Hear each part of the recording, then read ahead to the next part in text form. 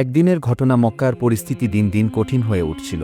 তখন নবীজি সাল্লাল্লাহু আলাইহি ওয়াসাল্লাম ভাবলেন, যদি মক্কার লোকেরা সত্যকে গ্রহণ না করে, তাহলে হয়তো অন্য কোনো শহরের মানুষ ইসলামের দাওয়াত গ্রহণ করবে। এমন ভাবনা থেকেই তিনি সিদ্ধান্ত নিলেন তায়েফ সফরে যাবেন। এখানে বসবাস করত বনু সাকিফ গোত্র, যারা নিজেদের শক্তিশালী ও অভিজাত মনে করত। নবীজি সাল্লাল্লাহু আলাইহি ওয়াসাল্লাম আশা করলেন, যদি তায়েফের নেতারা ইসলামের বার্তা গ্রহণ করে, তাহলে এখানেই ইসলামের জন্য একটি নিরাপদ আশ্রয়স্থল গড়ে উঠবে। যাত্রা শুরু হল। নবীজি সাল্লাল্লাহু আলাইহি ওয়াসাল্লাম একা যাননি। জায়েদ ইবনে হারিসা রাদিয়াল্লাহু তাআলা আনহুকে সঙ্গে নিলেন। এই তরুণ সাহাবী নবীজিকে খুব ভালোবাসতেন। তিনি ছিলেন তার একান্ত বিশ্বস্ত সহচর। তারা পায়ে হেঁটে দীর্ঘ পথ পাড়ি দিয়ে তায়েফের দিকে রওনা হলেন। পথ দীর্ঘ, ক্লান্তিকর, কিন্তু নবীজি সাল্লাল্লাহু আলাইহি ওয়াসাল্লামের মনে ছিল একটাই আশা, হয়তো তায়েফের মানুষ সত্যকে গ্রহণ করবে। নবীজি সাল্লাল্লাহু আলাইহি ওয়াসাল্লাম যখন তায়েফে পৌঁছালেন, তখন তিনি শহরের প্রধান 3 নেতার কাছে গেলেন। তারা ছিল আবু দিয়ালাইল, মাসুদ ও হাবিব। নবীজি সাল্লাল্লাহু আলাইহি ওয়াসাল্লাম তাদের সামনে ইসলামের দাওয়াত পেশ করলেন। তিনি বললেন, আল্লাহ এক, তার কোনো অংশীদার নেই। আমি তার প্রেরিত রাসূল। যদি তোমরা সত্যের পথে আসো, তাহলে তোমাদের জন্য দুনিয়া ও আখিরাতে শান্তি রয়েছে। কিন্তু তায়েফের নেতারা নবীজির কথা শুনেই উপহাস করতে লাগল। একজন বলল, আল্লাহ কি তোমাকে ছাড়া আর কাউকে নবী বানাতে পারেনি? অন্যজন বলল, তুমি যদি সত্যিই নবী হও, তাহলে তোমার সাথে কথা বলা আমাদের জন্য বিপজ্জনক, আর যদি তুমি মিথ্যাবাদী হও, তাহলে তোমার কথা শোনা আমাদের সময়ের অপচয়। তারা কেউই নবীজিকে একটুও সম্মান দিল না, বরং তাকে ব্যঙ্গ বিদ্রূপ করে তায়েফ থেকে বের করে দেওয়ার সিদ্ধান্ত নিল। তারা শহরের উচ্ছৃঙ্খল যুবকদের কাছে ডাক পাঠালো এবং তাদেরকে বলে দিল, এই লোকটাকে আমাদের শহর থেকে তাড়িয়ে দাও, যেন আর কখনো এখানে না আসে। এমন আদেশ পাওয়া মাত্রই শহরের বখাটে যুবকরা একত্র হলো। তারা নবীজির পেছনে ধাওয়া করল। তারা পাথর ছুঁড়তে শুরু করল।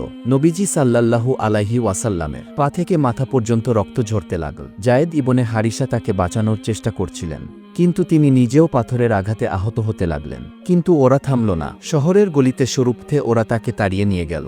অবশেষে নবীজি সাল্লাল্লাহু আলাইহি ওয়াসাল্লাম আর পারেন না। তিনি একটানা দৌড়াতে দৌড়াতে শহরের বাইরে চলে এলেন। তার শরীর রক্তে ভেসে যাচ্ছে, পা দুটো অসহ্য যন্ত্রণায় কাঁপছে।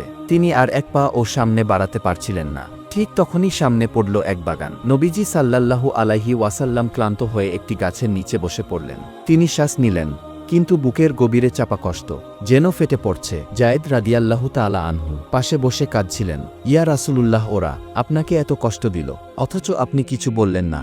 নবীজি তখন চোখ বন্ধ করলেন। তিনি মাথা তুলে তাকালেন আকাশের দিকে। এই দুঃখ, এই অপমান, এই রক্তক্ষরণ। নবীজি সাল্লাল্লাহু আলাইহি ওয়াসাল্লাম সবকিছু নিয়ে আল্লাহর কাছে হাত তুললেন। তিনি বললেন, হে আল্লাহ, আমি আমার দুর্বলতা, আমার শক্তিহীনতা এবং মানুষের কাছে আমার অপমানিত হওয়ার কথা তোমার কাছে অভিযোগ করছি। হে সবচেয়ে দয়ালু আল্লাহ, তুমি দুর্বলদের রব, আমার রব। তুমি কি আমাকে শত্রুদের হাতে ছেড়ে দিবে? যদি তুমি আমার প্রতি অসন্তুষ্ট না হও, তাহলে আমি এই কষ্টের কোনো পরোয়া করি না। রাসূলুল্লাহ সাল্লাল্লাহু আলাইহি ওয়াসাল্লাম যে বাগানের ছায়ায় একটু বসে আরাম নিচ্ছিলেন, সেই বাগানের মালিক ছিল তায়েফের 2 ভাইয়ের বিয়ার পুত্র উতবা ও সাইবা। দূর থেকে তারা দেখছিলেন কি অবস্থা হয়েছে। এই লোকটির হঠাৎ করেই একটুখানি দয়ার স্রোত বইল তাদের হৃদয়ে। তারা ডাকল নিজেদের খ্রিস্টান কৃতদাসকে, যার নাম ছিল আদাস। সে মালিকদের কাছে এগিয়ে এলো। উতবা ও সাইবা আদাসের হাতে পাত্র ভর্তি আঙ্গুর দিল এবং বলল, এই আঙ্গুরের থোকাটা নিয়ে যাও, ওই লোকটিকে দিয়ে এসো, দেখো তো কিছু খেতে চান কিনা। আদাস নির্দ্বিষ সেই আঙ্গুর নিয়ে গেল রাসূলুল্লাহ সাল্লাল্লাহু আলাইহি ওয়াসাল্লামের কাছে। তিনি সামনে বসেছিলেন। আদাস তার দিকে এগিয়ে এসে ভদ্রভাবে আঙ্গুরের থোকা বাড়িয়ে দিলেন। রাসূলুল্লাহ সাল্লাল্লাহু আলাইহি ওয়াসাল্লাম বিসমিল্লাহ বলে আঙ্গুর খেতে শুরু করলেন। আদাস একটু অবাক হয়ে জিজ্ঞেস করল, এরকম কথা তো এখানকার কেউ বলেন না, আপনি কোথাকার লোক? রাসূলুল্লাহ সাল্লাল্লাহু আলাইহি ওয়াসাল্লাম সস্নেহে বললেন, তুমি কোথাকার? তোমার ধর্ম কি? আদাস মাথা নিচু করে বলল, আমি মিনোভা শহরের মানুষ, ধর্মে খ্রিস্টান। স্মিত হেসে রাসূলুল্লাহ সাল্লাল্লাহু আলাইহি ওয়াসাল্লাম বললেন, হযরত ইউনুস আলাইহিসসালাম তো তোমার দেশের লোক ছিলেন। আদাস আশ্চর্য হয়ে বলল, আপনি ইউনুসকে চিনলেন কিভাবে?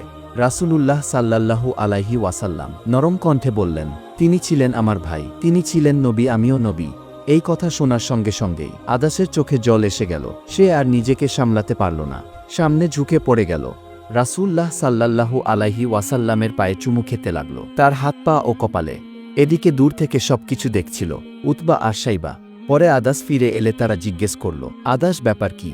তুমি ওর সঙ্গে এত আপন হয়ে গেলে কেন? আদাস শান্ত গলায় বলল, মালিক, আমি দুনিয়ায় এর চেয়ে উত্তম মানুষ আর দেখিনি। তিনি এমন একটা কথা বলেছেন যা একজন নবী ছাড়া আর কেউ জানতেই পারে না। দুই ভাই চোখ বড় করে বলল, দেখো আদাস, সাবধান। এই লোক যেন তোমাকে তোমার ধর্ম থেকে সরিয়ে না নিতে পারে। তোমার ধর্মই ভালো, ওর ধর্মে যেও না। আদাস চুপ করেছিল, কিন্তু তার হৃদয় জানত আজ সে এমন এক সত্যের মুখোমুখি হয়েছে যা কোনো দাসত্ব মানে না। ঠিক তখনই জিব্রাইল আলাইহিস সালাম দ্রুত চলে এলেন। তিনি নবীজিকে সালাম দিলেন এবং বললেন, হে রাসূল, আপনার প্রতি আল্লাহর সালাম ও শান্তি বর্ষিত হোক। আপনার জন্য পাহাড়ের ফেরেশতা এখানে এসেছে। আপনি চাইলে সে এই তায়েফবাসীদের ধ্বংস করে দিতে পারে। এরপর পাহাড়ের ফেরেশতা সামনে এলেন। তিনি বললেন, হে মোহাম্মদ, যদি আপনি চান তাহলে আমি এই দুই পাহাড়কে একত্রিত করে তায়েফবাসীদের পিষে ফেলব, যেন তাদের আর অস্তিত্ব না থাকে। যদি নবীজি একবার অনুমতি দিতেন তাহলে তায়েফ এক নিমেষেই মাটির সঙ্গে মিশে যেত। কিন্তু তিনি ফেরেশতাদের বললেন, না, আমি চাই না তারা ধ্বংস হোক। তারা যদি ধ্বংস হয়ে যায় তাহলে দিনের দাওয়াত নিয়ে আমি কাদের কাছে যাব? তো এই ছিল আজকের ভিডিওটি যদি আপনাদের ভালো লেগে থাকে তাহলে অবশ্যই লাইক করবেন এবং এমন আরও ভিডিও পেতে আমাদের চ্যানেলটিকে সাবস্ক্রাইব করবেন। আসসালামু আলাইকুম।